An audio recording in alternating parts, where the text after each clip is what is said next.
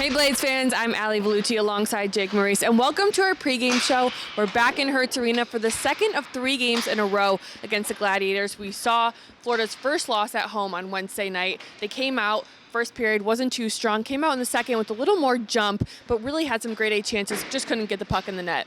Yeah, and slow starts have unfortunately been a trend here for the Florida Everblades. I was surprised to see this stat. Florida doesn't have a single goal in the first 10 minutes of a game yet this season, and they haven't won a game yet this year where they've trailed by multiple goals. So both of those compounded. They went down 2-0 after the first 20 against Atlanta on Wednesday. You can't have that happen again here today.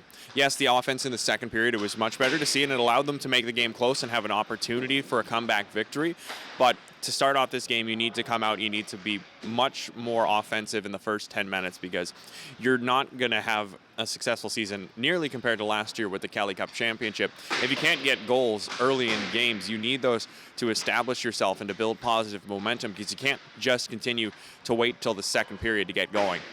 Your head coach, Brad Ralph, in this situation, you're dealing with injuries, lines are changing, and then you have 3 games in a row against Atlanta, whose special teams are quite frankly just dominant. Their road penalty kill is still at 100%. At what point do you start to change special teams or just change special teams, the process in general? Well, yeah, anytime you go 0 for 7 on the power play in a game, it's not going to feel good looking at that on the stat sheet. You got a shorthanded goal on the penalty kill, but still, what you need is to get your power play going. And they've got some guys in the right spots. Robert Calisti has an elite shot on the right side. He's perfectly situated. If you could find a guy who can either really rip it from the other opposite side on the left or consistently get passes through to Calisti across the middle of the ice, then you can get that going. A lot of times in the game on Wednesday, Atlanta was blocking those feeds into the middle, not allowing pucks to get into the gut where Florida is so dangerous. So you really need to just find ways to get them in there, whether it's a guy who's better at passing that you haven't given a look yet, or whether it's just continuing to practice and finding ways to get those pucks through, to get them to guys like Calisti who can shoot, and get them down low to a guy like Dominic Franco who's standing out front of the net, is really good in tight. You just need to be more creative, and it is still early in the season. It's a process. The power play, yes, it didn't look good on Wednesday, but throughout the season it has been getting better incrementally as we've gone along from the season openers. So some of it will just come with time, but yeah, some tweaks would probably help this power play unit. We're talking a little bit about lines changing. Blades bring in enforcers Kyle Newber and Austin Crossley. Newber gets a game match for roughing and fighting in the second period. Crossley and Graves drop the gloves in the second period, and then Moberg gets a roughing penalty.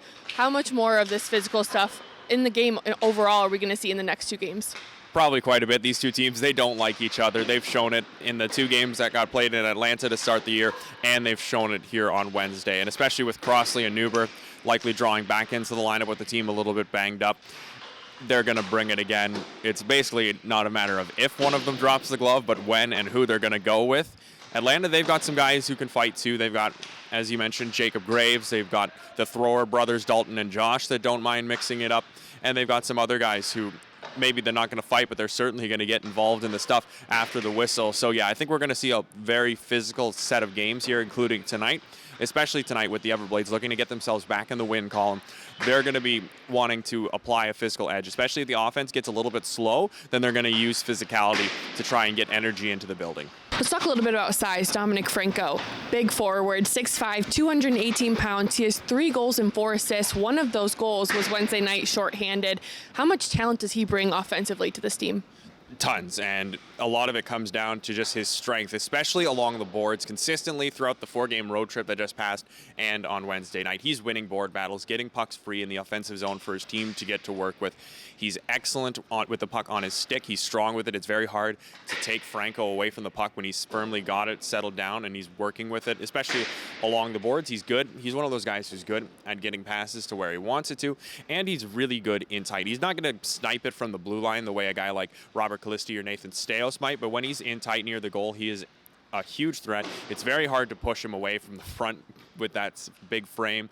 So Dominic Franco, he's been an excellent addition to this team. As you mentioned, 7 points in 10 games this year. He's really been heating up over the past few games, and it's going to be exciting to watch what he can do for this team going forward, because so far the returns have been great, and they're only going to get better. You talked about Steos and Khaleesi a little bit. We have a really young team this year. You're head coach Brad Rolfe in this situation. You get your first loss at home on Wednesday night. What is the message coming into this one? You have 2 back-to-back games against the same team who have been dominating for the most part. Well, part of the message isn't actually going to come from Coach Ralph. It's going to come from the veteran guys who are surrounding these new kids. The veterans, they've been through this before. They've been through losses at home, tough losses where you had a chance to come back and get the win, but you couldn't. So a lot of that is going to fall on them when Coach isn't in the room to get the guys ready for this game. But if you're Coach Ralph, I think you want to focus on the positives for sure, because the team did do a good number of things right in that loss on Wednesday, but you also need to really hammer in that good isn't going to be good enough if you want to win another Kelly Cup. It's not going to take you very far in the playoffs. You're just going to be a one and done like what the Everblades did to Greenville last year. You don't want to be like that. You want to go all the way once again. You want to successfully defend your title. So you, as I mentioned, you talk about the good stuff because you have to start from somewhere. You start from what you're doing well, but you also need to refine everything, and you need to really drill down to these young guys. A lot of these guys who haven't played any pro hockey before this season, that this isn't like major junior where you could sometimes just on skill alone outskate the other guys, outwork them, and get goals. Everyone here is a professional. Everyone here is going to bring their best every night, and you've got to be at your best, because most nights just being good is going to put you in the loss column. If you want to get the win, you have to bring everything. Everyone has to bring everything every night. We talked a little bit on Wednesday about not putting too much pressure on the goaltender matchup. We can assume Evan Fitzpatrick might be getting the start tonight. How do you prepare for a game when you're not sure what you're going up against in net? Well, for Atlanta, they know that they're going to be facing off with a good goalie either way. Cam Johnson, yes, he got the loss on Wednesday, but he still played pretty well. I wouldn't really fault any of the goals that went into the net squarely on him. And if it's Evan Fitzpatrick who's going tonight, then he's coming off his best performance of the season, a 37 save 3-1 win over Greenville on Sunday.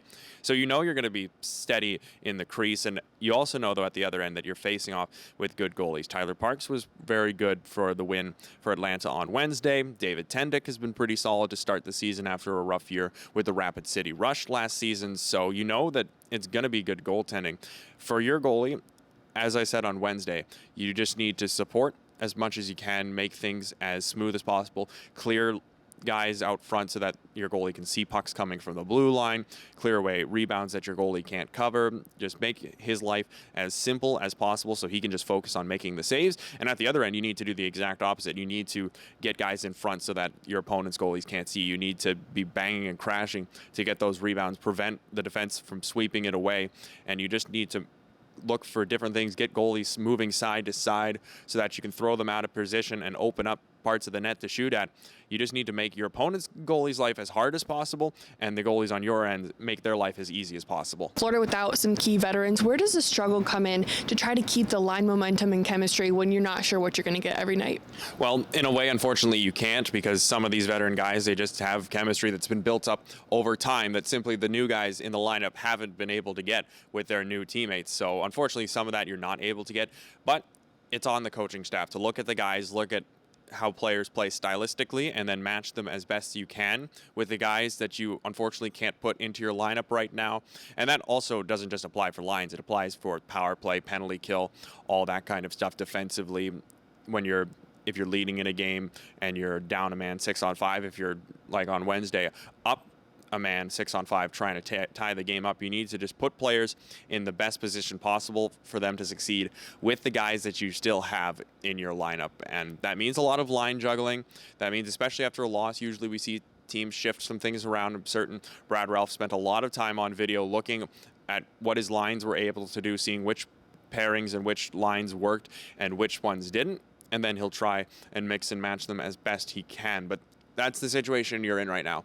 You're just doing what you can with the pieces that you have and waiting for guys to return to the lineup so you can be at your full strength. All right, Blades fans, thanks so much for joining us for our pregame show. Get ready for game time, warm-ups, and puck drop up next.